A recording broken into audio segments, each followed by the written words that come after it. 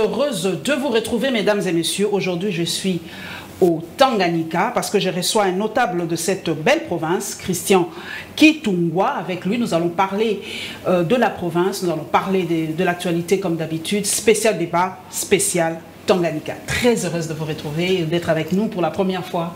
Merci beaucoup, madame. Christian Kitungwa, question directe. Est-ce que le découpage du Grand Katanga a été bénéfique pour les Katangais ou pour la province? Qu'est-ce que ça vous a apporté de plus, le découpage du Grand Katanga? En fait, le rapprochement de diriger avec leurs dirigeants, ces rapprochements-là, et surtout ce développement qui peut voir les enfants du Tanganyika se développer un peu plus rapidement. Mais la grande malheur est d'avoir des dirigeants qui, à un certain niveau, c'est resté un verre à moitié vide, à moitié plein, parce que chacun a fait sa part. Mais pour les Tanganyika aujourd'hui, nous avons besoin des dirigeants qui sont empreints de cette capacité de gouvernabilité, de vertébrer au fait, des managers. Voilà le mot. Donc la province a besoin de managers. Voilà. Nous avons suivi il y a quelques semaines la réconciliation Kabila-Katumbi, la réconciliation des fils du Grand Katanga. Est-ce que pour vous c'est une bonne chose que Kabila, Katumbi et tous les grands notables, les fils du Katanga se réunissent? Parce que beaucoup disent c'est le rêve, le retour du Grand Katanga. Vous partagez cet avis, le retour du Grand Katanga? Pas la réconciliation de deux individus, mais la réconciliation d'un peuple, c'est souhaitable. Parce que même le chef de l'État a besoin de la paix, a besoin que cette réconciliation, la crainte était de voir deux individus à la fin se réconcilier et les autres traîner derrière avec leur sac de problèmes contre X, contre Y. Mais à la fin, nous avons vu deux individus se réconcilier. Bon. Donc, nous ne savons pas le mobile, mais il y a eu quand même réconciliation. On a vu de loin. Bon, on n'a pas de point de vue à émettre, surtout si nous ne savons pas exactement le mobile. Les questions qui fâchent, parce que j'ai un notable avec moi. L'exode rural, les déplacements de population dans votre province. Beaucoup de Katangais disent... ça les dérange, entre guillemets, puisqu'il y a un niveau maintenant assez élevé de banditisme, d'insécurité, de criminalité, et que l'État doit s'y mettre pour encadrer cette population qui arrive en masse au Grand Katanga. C'est le rêve katangais. Qu'on le veuille ou pas, c'est le poumon économique du pays. Les minerais stratégiques se retrouvent dans les Grands Katanga. Et au Tanganyika, comment vous faites pour comment dire, réguler et protéger cette population qui vient au Tanganyika? Comment vous faites? Comment la population ressent ça? Le peuple tanganyikais, c'est un peuple très hospitalier.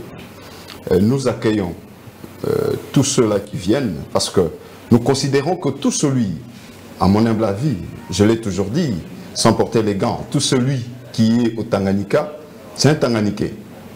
Désormais, dès lors qu'il se retrouve sur les sols tanganyikais, il est obligé de travailler pour les Tanganyika, il est obligé d'investir dans les Tanganyika, et donc c'est une construction du Tanganyika. Et pour moi, je suis foncièrement d'accord avec cette thèse qui dit tout simplement que tout celui qui y habite est un Tanganyikais. Sa place est au Tanganyika parce que la province du Tanganyika regorge beaucoup de potentialités pour émerger, pour aller loin. Mais nous ne pouvons pas le faire seulement avec l'expertise des autochtones. Absolument pas. Vous avez parlé de l'insécurité. L'insécurité dans les Tanganyika, c'est une question de compétence du point de vue des résolutions des conflits. Quand vous voyez le toit, communément appelé le pygmée, et la population, il faut écouter les revendications.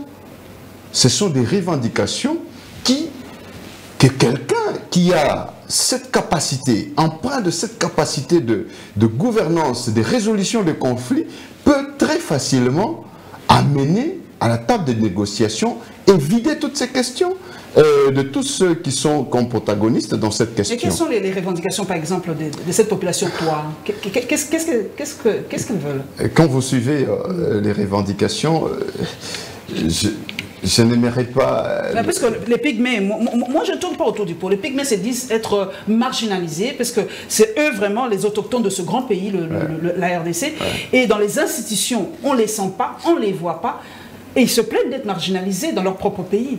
Est-ce qu'au Tanganyika, prenons un exemple pratique, y a-t-il un pygmée dans les institutions, à l'Assemblée provinciale, tout ça, tout ça? Y a-t-il des ministres pygmées ou quoi? Ils sont où? Ils sont dans des cases, ils sont dans la forêt, ils sont où ces pygmées? On ne les voit jamais. Je sais que dans l'ancien gouvernement qui venait de tomber, il y avait de Twa. Ah, ok. Voilà, c'est le problème qui est là. Nous allons voir avec le départ de la MONUSCO ce que ça va donner. Parce qu'on ne pouvait pas comprendre le Twa avec de flèches venant de l'Europe. Des flèches venant de l'Europe? Bien sûr. Mais ils fabriquent même des flèches, que je sache. Absolument pas. Quand vous regardez, on amène des gens à l'hôpital avec des flèches venant de l'Europe et vous posez-vous une question. Voilà, donc la résolution de conflits implique tout cela. Il faut intégrer chaque dimension, chaque intervenant, chaque protagoniste dans cette question-là. La question de les associer, effectivement, c'est une question réelle. Elles se plaignent de ne pas épouser les Bantous ou les autres, voilà. Ils se plaignent de ne pas intégrer. Quel est le programme que le gouvernement a mis en place pour cette intégration? Pour cette intégration, le processus, même la prise en charge de certains d'entre eux, pour relever les niveaux en termes de scolarité, en termes d'encadrement ou réintégration, je vais dire sociale, parce que ça s'avoisine à un groupe de pression. Ils vivent en vase clos, les Twa? Toujours entre eux? Pas vraiment, pas vraiment. Ils ont besoin de cette intégration. Okay. Ils ont besoin de cette intégration parce qu'ils se sentent marginalisés. Donc, quel est le programme que le gouvernement, d'abord du Tanganyika, met en place pour nous éviter cela? Parce qu'à chaque instant, l'insécurité qui y règne commence aussi par ça, parce que ce sont nos compatriotes qui reçoivent des flèches à gauche, à droite, et quand ils se réveillent aujourd'hui, ils se fâchent. Ils sont assimilés au Bakata Katanga, c'est ça? Absolument pas, parce que leur agenda, c'est autre chose. Voilà, leur agenda est ailleurs et revendique la considération dans la société. Ok. Nous allons y rester, parce qu'aujourd'hui c'est vraiment spécial Tanganyika. Quelles sont les richesses du Tanganyika sur le plan des minerais, de la végétation, la pêche? Qu'est-ce que le Tanganyika produit? Le Tanganyika, c'est une province merveilleuse. Okay. C'est une province merveilleuse qui regorge de potentialités incommensurables. Tenez-vous bien, quand on parle du lithium, lithium, fabrication des piles, c'est ça? De batteries, piles, tout ça, de véhicules chargeables, tout ça. Aujourd'hui, si on veut parler du réserve du monde, c'est les Tanganyika. Okay. On a parlé par rapport à ce que nous avons en termes de réserve de lithium. On dit non, voilà, le Tanganyika en Afrique, hein, la réserve est plus costaud. Mais moi, je vais aller jusqu'à vous dire que non, c'est au niveau du monde. Pourquoi? Parce que les recherches qu'on a eu à faire, c'était juste au niveau d'un seul bassin. On a évalué la quantité, on a quantifié la minéralisation juste dans le seul bassin, dans les Tanganyika, au niveau de Manono. Mais le filon va, parce que le filon ne va pas vers le bas, le filon avance. Vers... ça va vers le Haut-Katanga. Okay. Donc vous allez comprendre que la minéralisation qu'on est en train de parler du Tanganyika en termes d'Afrique n'est pas celui-là. Il faudrait qu'il y ait l'expertise parce que c'est au niveau mondial que le Tanganyika sera la réserve du lithium. Nous avons la cassitérite, nous avons les coltans, nous avons de l'or, nous avons l'eau, bien sûr, wow. Nous avons l'eau. Le Tanganyika est voisin de trois pays étrangers. Tanzanie. La Tanzanie, le Burundi et la Zambie. Il y a le lac Tanganyika qui nous sépare de ces deux pays. Qui regorge de poissons qu'on ne voit jamais. Exactement, qu'on n'a jamais exploité, même les couches qui sont au fin fond du lac Tanganyika. Les poissons de vieillesse, comme on nous a appris. Exactement. Nous avons une route qui nous amène jusqu'en Zambie. Vous avez entendu la fois dernière qu'il y avait des conflits à la frontière Tanganyika et Zambie. Et c'est la même route que quand vous regardez le Haut-Katanga. Le Haut-Katanga exporte ses minéraux par quelle voie? C'est par la route via Kasumbalesa, vers la Zambie. Le Tanganyika a une route qu'il faut tout simplement arranger, asphalter pour permettre aux investisseurs. Avant que le Tanganyika ne soit exploité, il faudrait mettre un climat d'affaires qui permettra aux investisseurs de venir. Qu'est-ce que l'investisseur a besoin? La garantie, la sécurisation de ses fonds. Quand il vient, il doit se sentir sécurisé. Et c'est tout ce dont un investisseur a besoin. Les infrastructures, le route des dessertes agricoles. Parce que la minéralisation du Tanganyika, ce n'est pas la ville de Kalemi. Ce sont les territoires. Vous avez Manono, vous avez Kongolo, Mbulula là-bas, et même le cuivre dans les Tanganyika. Donc aujourd'hui, dans le Grand Katanga de Mambré, nous pourrons dire que la province qui donne encore de l'espoir, la province qui est vierge, c'est les Tanganyika. Quelles sont les grandes villes du Tanganyika? Vous avez Kalemi. En fait, si je parle de grandes villes, je vais tout simplement vous parler de ces 6 territoires. Ces 6 territoires. Ces 6 territoires, excepté le Kalemi territoire, je vais parler de 5. Nous avons Kalemi, nous avons Kongolo, Manono, Nyuzu, ainsi que Moba. Le territoire de Mzé, c'était quoi? C'est Manono. Manono? Bien sûr. Ok. Nous allons rester dans la gestion du Tanganyika. Beaucoup disent, et j'ai entendu, parce que moi je lis beaucoup mes compatriotes, que depuis le départ de Zoé Kabila, le Tanganyika est mort, il n'y a plus de grands travaux, voilà, tout est à plat, à sec. Est-ce que c'est vrai? J'ai un notable avec moi. Est-ce que c'est vrai? Est-ce que le départ de Zoé Kabila a-t-il changé la donne au Tanganyika? Bien, je vais être objectif. Exactement. Zoé est venu, comme je l'ai dit, c'est un verre à moitié plein, à moitié vide. Il y a eu des chantiers qu'il a initiés, qui n'ont jamais commencé et encore moins terminé. Le Tanganyika aujourd'hui, c'est la seule route qui va à l'aéroport. Je vois qu'il a laissé un projet. Qui va juste... Voilà. On n'a qu'un seul grand boulevard. Hein, voilà, je vois un projet de la route qui va vers le stade de Joseph Kabila, et qui est aménagé par Forest. Et en termes d'espoir, la population avait seulement sa joie de vivre et sa quiétude de dormir tranquillement sans insécurité. C'est tout simplement dans le point positif qu'il y a eu, que lui a mis exactement. Le rôle des assemblées provinciales, beaucoup se plaignent, disent que les assemblées provinciales sont le creuset de l'instabilité politique en République démocratique du Congo. Et je sais qu'au Tanganyika, ben, ça barde. Ça ne va pas à l'assemblée provinciale du Tanganyika. Et je sais que vous avez quelque chose à dire par rapport à ça. Parce que beaucoup de Congolais disent qu'on doit carrément supprimer les assemblées provinciales. Ça ne sert à rien, c'est budgétivore. Et ils sont toujours là pour faire partir les gouverneurs. C'est vraiment l'épée de Damoclès sur la tête des gouverneurs. Que les gouverneurs des provinces doivent avoir l'assemblée provinciale dans leur poche pour pouvoir être tranquilles. Au Tanganyika, qu'est-ce qui se passe à l'assemblée provinciale du Tanganyika? Voilà, là je vais demander un peu, beaucoup plus de minutes pour vraiment circonscrire. Le chef de l'État annonce l'arrivée de l'Union sacrée. L'Union sacrée installée dans plusieurs provinces. Et les Tanganyika, la province qui était une province de la Kabylie, parce qu'avec Zoé qui était là, c'était la terreur, c'était la dictature qui était installée dans les Tanganyika.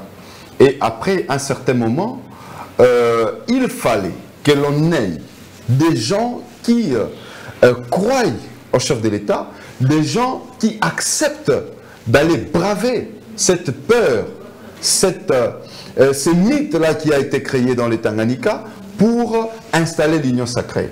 C'est comme ça que nous avons eu un bon nombre de députés qui ont accepté d'adhérer à la vision du chef de l'État, qui est une vision de l'Union sacrée.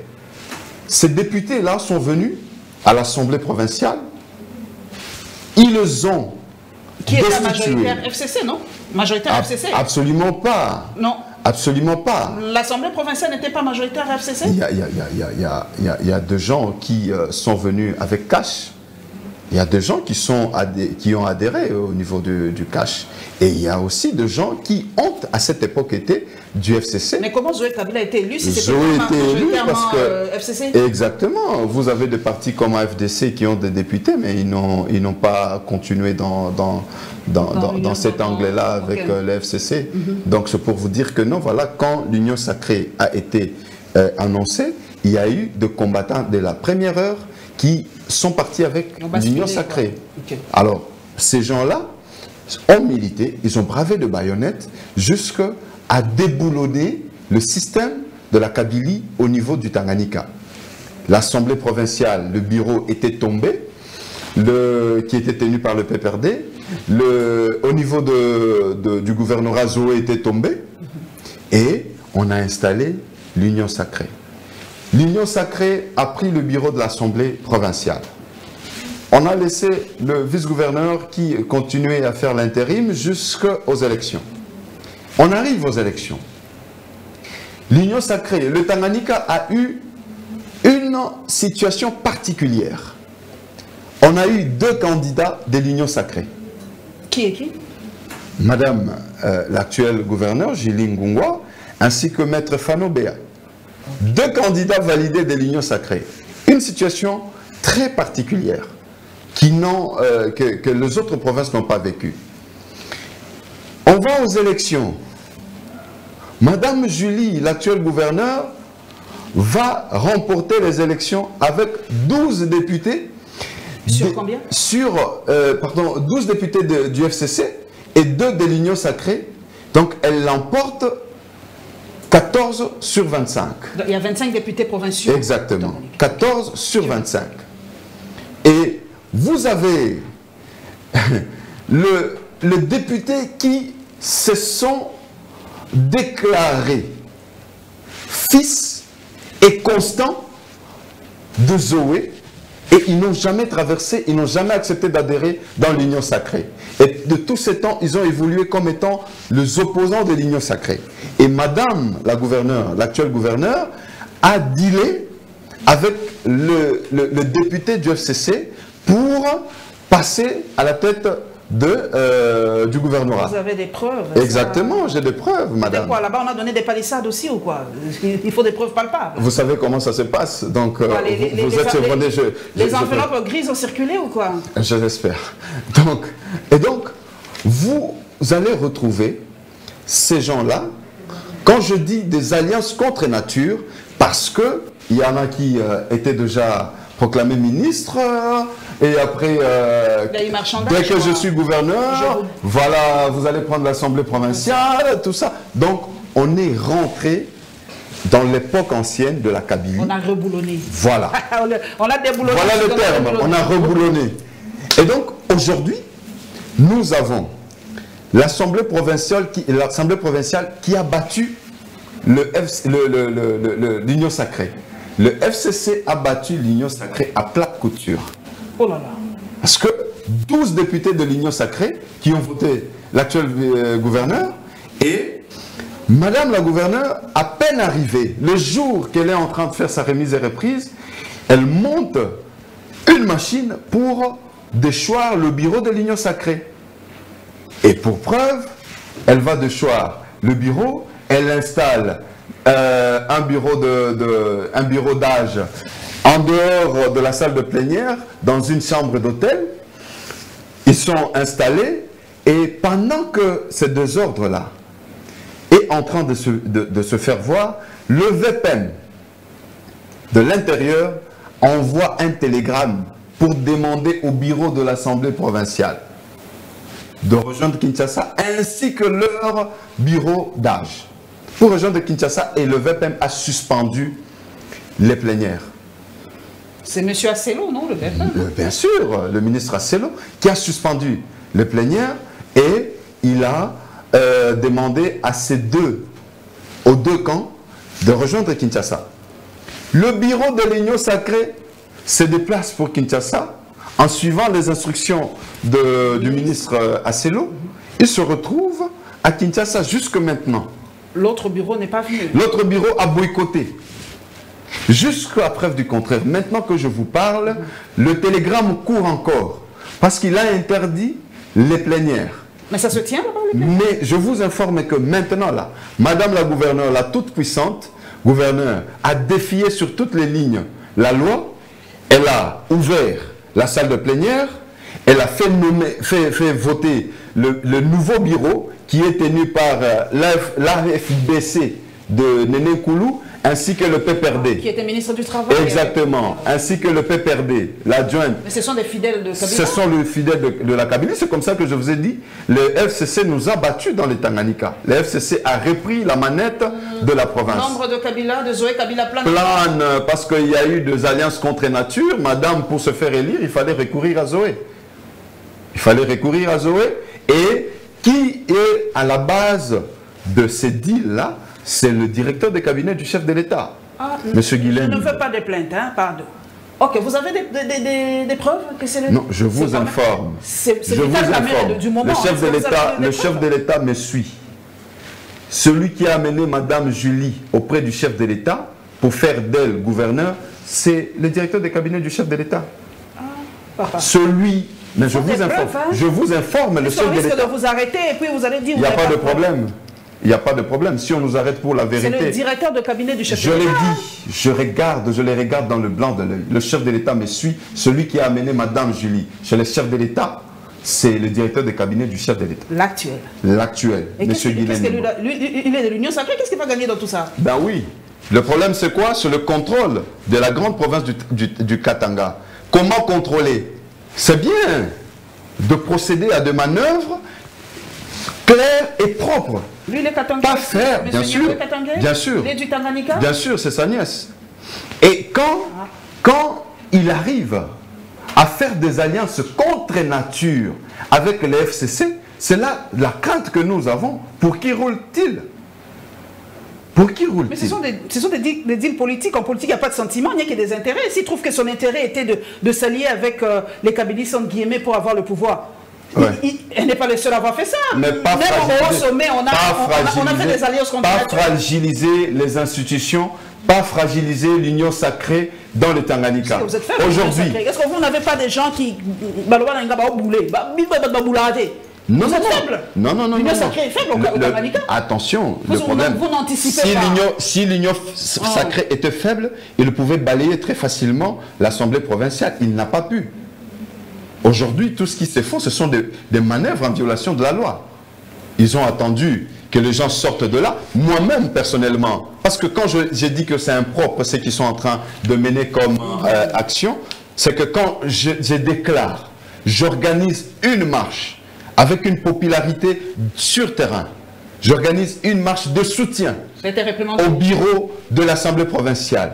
Le ministre de l'Intérieur qui sort en personne pour de l'Intérieur. Exactement, pour réprimander la marche, mais au moins, parce que la foule, elle était grande, nous sommes arrivés jusqu'à l'Assemblée provinciale. Mais vous savez quoi? Je suis président d'un grand club.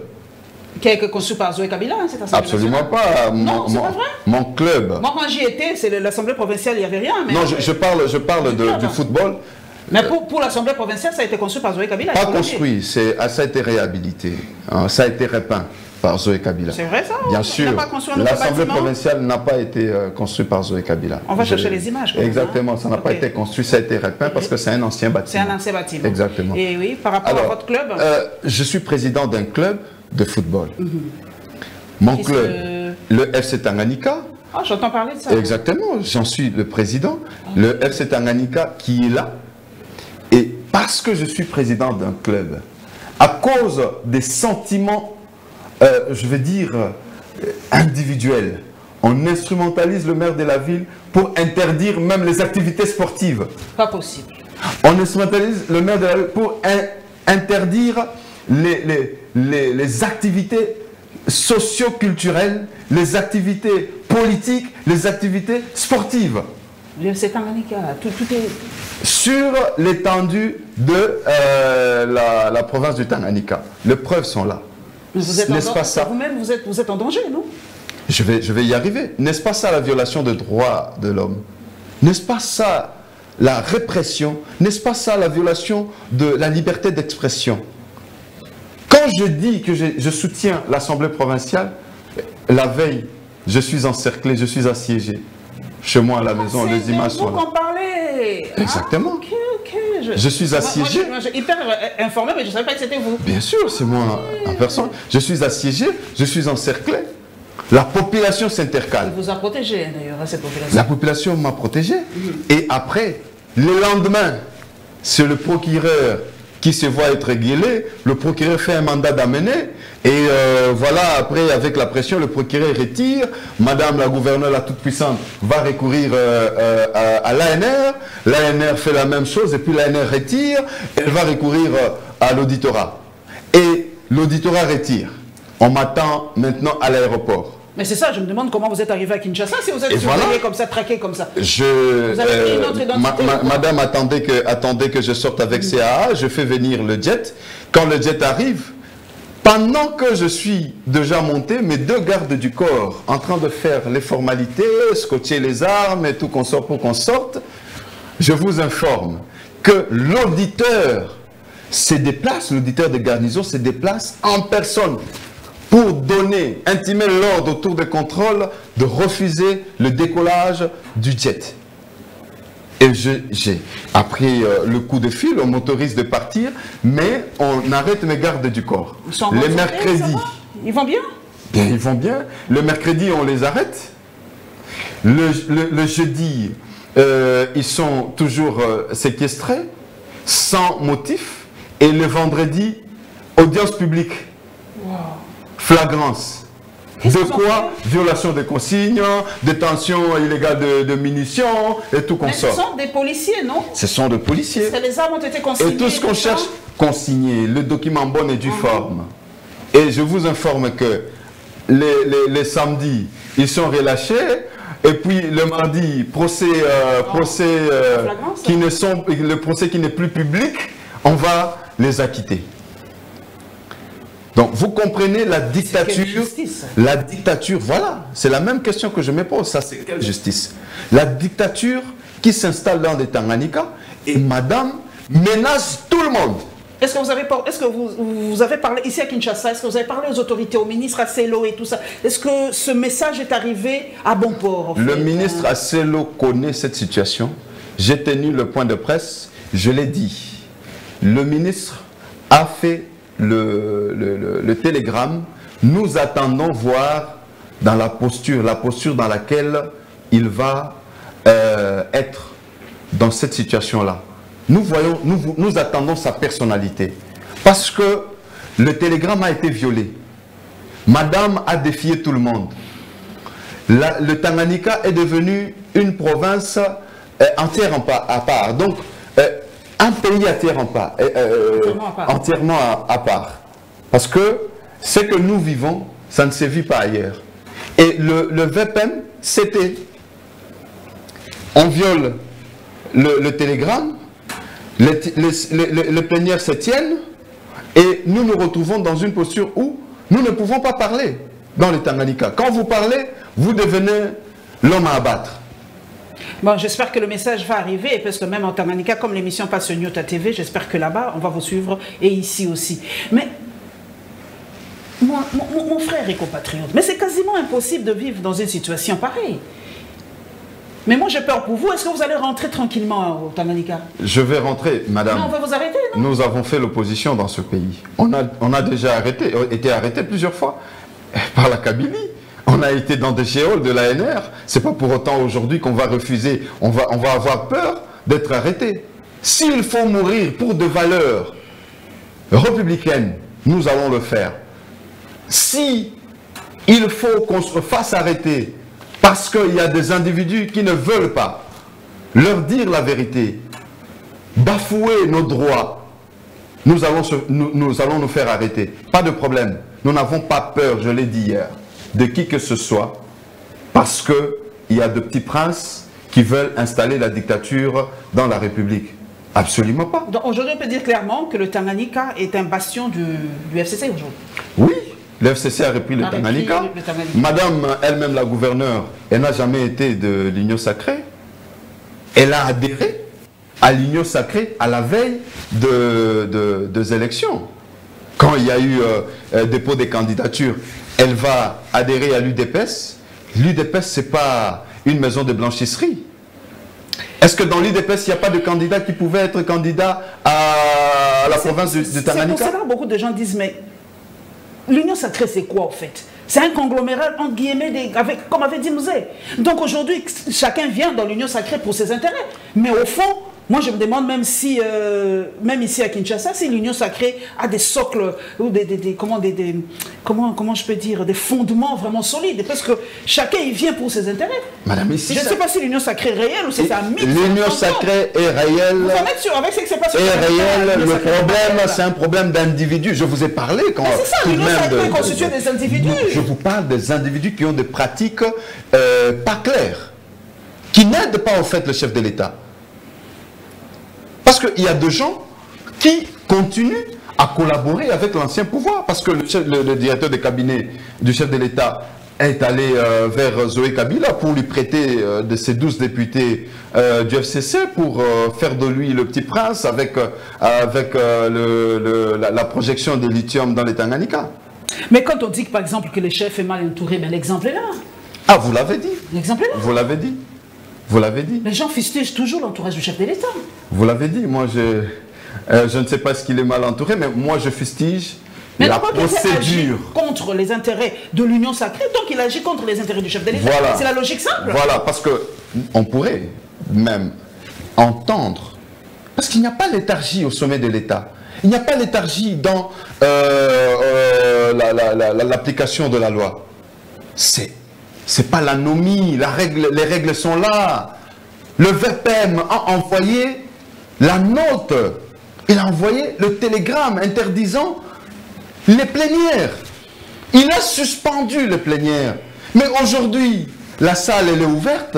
Les plénières se tiennent. Madame a sorti son gouvernement et on l'a investi. Oh. Bien sûr. N'est-ce pas ça une crise?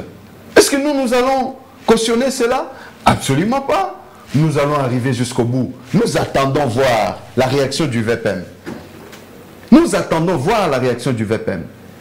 Ah, sinon, nous allons conclure.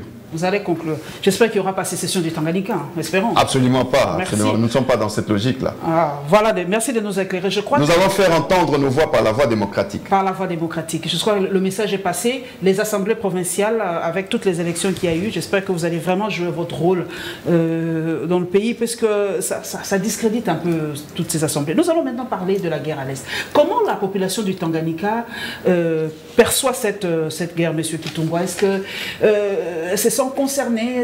Qu'est-ce que vous faites pour soutenir le chef de l'État par rapport à cette guerre? Oui, d'ailleurs, j'ai organisé une marche dans les Tanganyika pour le soutien à nos voyants militaires, les FARDC. Nous l'avions fait. Et nous sommes très touchés. Le Tanganyika n'est pas loin de l'Est. Le Tanganyika n'est pas loin de l'Est. D'ailleurs, pour arriver à Kalemi, il faut descendre par Goma. Et Goma exactement. Le lac Tanganyika nous sépare de l'Est. Oui. Donc, nous sommes très attristés de tout ce qui se passe à l'Est. Et quand vous regardez, ce n'est pas de l'acharnement sur des individus. Vous avez parlé de gens qui entourent le chef de l'État, vous avez parlé des individus. Il y a des gens qui sont là, qui continuent à traiter avec l'opposition, qui est le FCC. Il y a des gens qui sont là, qui continuent à participer dans des réunions stratégiques, mais absolument pas des réunions stratégiques avec le chef de l'État par rapport à la guerre à l'Est. Mais ils sont là en train de continuer à collaborer avec le FCC. Est-ce que le FCC est l'ennemi? Est-ce que les gens ne peuvent pas vendre la mèche? Mais le FCC, c'est l'opposition. À l'époque, l'UDP, c'était dans les oppositions. Vous n'êtes pas ennemi. Être opposant, ça ne veut pas dire être ennemi de l'État. Avec ces rapprochements de l'Est, vous ne pensez pas que la déstabilisation de foi des institutions profite à l'opposition? Vous en êtes sûr? Bien oui. qu'est-ce que l'opposition a gagné, c'est que notre pays soit fragile? Ah, mais quand l'opposition crie toujours de l'échec, vous pensez que ça ne leur donne pas du pompe? C'est du pitch qu'on ajoute qu'on donne à l'opposition. Aujourd'hui, l'opposition soutient les FRDC, c'est que l'UDPS n'avait pas fait à l'époque, il paraît. Non, Pendant la guerre que nous vivions sous Kabila, l'opposition n'a jamais soutenu l'effort des FRDC. Je ne suis pas de l'UDPS. Ah, mais bon, à l'époque, vous étiez de l'opposition. Ouais. Mais aujourd'hui, on a dit que Tshisekedi endosse sa tenue de chef de guerre et menace Kigali. Il est à Luanda aujourd'hui et nous sommes vraiment contents pour une fois que le chef de l'État tape du poing sur la table et prononce ce mot. Il a dit si Kagame continue, en tout cas, ces menaces, ces intimidations, on va y aller jusqu'au bout. Cette fois-ci, vraiment, le message est clair. Hein? Vous savez, moi, je vais tout simplement vous dire que il le disait toujours. C'est pas pour cette fois-ci. Seulement qu'il a opté une voie que d'aucuns n'arrivaient pas à comprendre. Il a opté une voie qui était d'abord diplomatique. C'est une procédure. Il a commencé par faire comprendre que nous sommes des frères, on peut vivre ensemble. Et l'ennemi, le voisin a pensé que c'était une faiblesse. Il a dit c'est pas de la faiblesse. Hein? C'est pas de la faiblesse. Et aujourd'hui, nous sommes au stade où le chef... Il faut comprendre un peu le chef de l'État. Vous allez voir avec le FCC comment est-ce qu'il a évolué, le mariage FCC-Cash. Comment ça s'est terminé, hein? Et tous pensaient que c'était une faiblesse. Il était calme, il comprenait tout le monde. Il comprenait et il agissait avec toute impartialité. Il agissait avec beaucoup de douceur, mais beaucoup l'ont pris comme une faiblesse. Et quand il a agi, tout le monde a senti que non, voilà le chef de l'État dans sa casquette. C'est la même chose avec Kagame. Je vais vous lire quelques tweets pour que vous ayez des idées. Le chef de l'État exige à Kagame de clarifier ses liens avec le M23 et d'admettre son soutien avant de dialoguer. Donc il a posé de conditions cette fois-ci. Voilà. Hein. Si vous ne dites pas clairement, on ne dialogue pas. Il menace d'ailleurs d'aller en guerre contre le Rwanda si la provocation de Kigali continue. Le chef de l'État dit que cette guerre est possible et cette possibilité de guerre n'est pas exclue si cette provocation de Kigali continue toujours et nous ne resterons pas assis sans rien faire, nous ne sommes pas faibles. Voilà. Vos mots, hein, en tout cas, on dirait que vous avez anticipé les paroles. Le chef de l'État l'a dit, nous ne sommes pas faibles. Ouais. Cette fois-ci, je crois que le langage est clair et la population est contente. Et je lis les tweets de notre population. Cette fois-ci, vraiment, on a pris un revirement à 180 degrés. Exactement. Nous avons le commandant suprême, c'est tout ce que je peux dire. Nous avons un commandant suprême. Voilà. C'est que Kabila n'a jamais fait dans 18 ans. En 18 ans de son règne, Kabila n'a jamais dit ça. Il n'a jamais déclaré que les ennemis de la République, c'était le Rwanda. C'était Paul Kagame et ses acolytes. Mais aujourd'hui, les chefs de l'État tapent du poing sur la table pour le déclarer. C'est une délivrance de la RDC. Parce que des années et des années, le voile, les masques n'étaient jamais tombés. Aujourd'hui, ça se fait. Et nous, en tant que Congolais, nous ne pourrons qu'accompagner le chef de l'État, lui serrer le coude pour qu'on arrive à démanteler ces réseaux. À ceux-là qui pensent qu'ils peuvent servir la RDC via le FRDC, je lance un appel pathétique. Et toute cette population qui pense qu'ils peuvent servir le FRDC sous les drapeaux, je leur demande d'adhérer massivement dans notre armée pour combattre l'ennemi qui est en face de nous. Oui, c'est vrai que vous dites que le Kabila n'a rien fait, mais moi je pense que Kabila avait vaincu... Pas qu'il n'a rien fait, il n'a jamais... Il avait vaincu le M23 en 2013. Il a vaincu le M23 en 2013, quand même ça a été mis en déroute et sa dernière émergence est due aux forces de défense rwandaises qui se cachent derrière le M23. Ça c'est Tshisekedi qui le dit. Hein. Non, non, non. On avait quand même mis en déroute le M23 je suis en train de parler de la déclaration ouverte. Ah, contre le Rwanda? Contre le Rwanda. Il n'a jamais fait, il n'a jamais déclaré que c'est le Rwanda qui nous a... Mais Kabila c'était un taiseux, tout le monde le sait, il parlait jamais, il disait jamais rien. Mais voilà, aujourd'hui nous avons un président de la République qui était considéré comme un taiseux. Voilà, aujourd'hui il le dit, après avoir épuisé tout ce que nous avons comme voie diplomatique. Kabila n'avait qu'une seule formule. Dialogue, dialogue, réintégration, dialogue, réinsertion, dialogue, réinsertion. Aujourd'hui nous avons une armée qui... à un certain moment, comme nous le disons, il y a ceux-là qui croient qu'il y a des infiltrés dans l'armée par rapport à tout ce qui s'est passé. On nous a laissé une armée fragile. Grâce au chef de l'État aujourd'hui, quand même, l'armée commence à se revêtir du poids de la bête. Ok. Donc, je vais lire le tweet de Vincent Kariga, qui est ambassadeur du Rwanda ici. Ouais. Il dit que le Rwanda n'a aucun intérêt économique à s'occuper de l'insécurité en République démocratique du Congo. Cependant, une RDC stable et progressive, intégrée régionalement, merci, présente des formidables opportunités d'affaires pour le Rwanda et la région. Donc, aujourd'hui, beaucoup de Congolais se disent, qu'est-ce que nous allons gagner en étant dans cette communauté des pays de l'Afrique de l'Est? Je sais que aussi Kalemi est un peu plus rapproché de l'Est que de Kinshasa.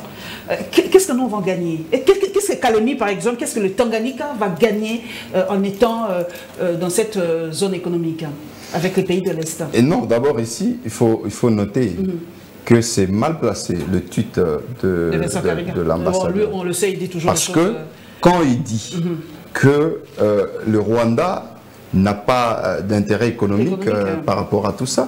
Mais n'est-ce pas chez eux une usine de raffinerie de l'or pendant qu'ils n'ont pas de l'or? Ça vient d'où? Même le coltan. Hein? Le coltan, la cassitérite. Est-ce qu'ils en ont? Mais ils parlent de quoi? Est-ce qu'ils maîtrisent au moins ce qui se passe par rapport au Tanganyika? Effectivement, nous voulons la paix avec nos voisins. Le Rwanda n'est pas notre voisin direct, mais nous parlons de nos compatriotes de l'Est.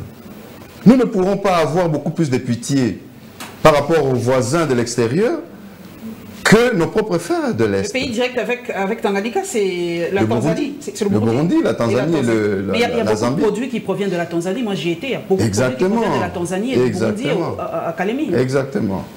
Okay. Et le Tanganyika a beaucoup d'impact communicationnel par rapport à la Tanzanie. Ouais. Donc nous avons beaucoup de compassion par rapport à nos frères qui sont à l'Est. Et notre problème, ce n'est pas le Rwanda. Et quand le chef de l'État dévoile leur manœuvre dilatoire, donc nous sommes derrière notre armée et derrière le chef de l'État. Merci beaucoup. Je crois que le temps qui nous est imparti est terminé. Je crois qu'on a fait vraiment le tour de la question. Et en tout cas, le commandant suprême a parlé. En tout cas, cette fois-ci, on sent le ton de Kinshasa et c'est une très très bonne chose. Les Congolais et les Congolaises n'attendaient que ça. Et le président l'a dit, avant de dialoguer, il faut que les vérités soient sur la table. Hein. Il faut que Kagame et Kigali disent ouvertement qu'ils soutiennent le M23, sinon, pas de dialogue. Merci beaucoup en tout cas à vous.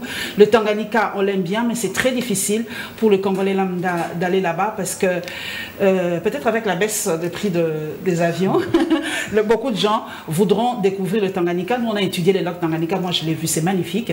Des beaux plages aujourd'hui au Tanganyika. En tout cas, moi, j'incite les Congolais de Kinshasa, les Kinois, d'aller. C'est vrai qu'on a toujours tendance à aller à Dubaï, Afrique du Sud, mais il faut de temps en temps aller au Tanganyika. Ouais. Voir le village de Musée, aller à Manono, voir le village de Musée. Et surtout voir le lac Tanganyika. C'est magnifique le lac Tanganyika.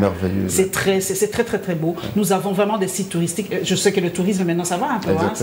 Il faut seulement promouvoir le tourisme au Tanganyika.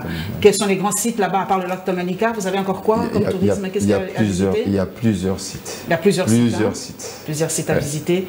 Merci beaucoup en tout cas.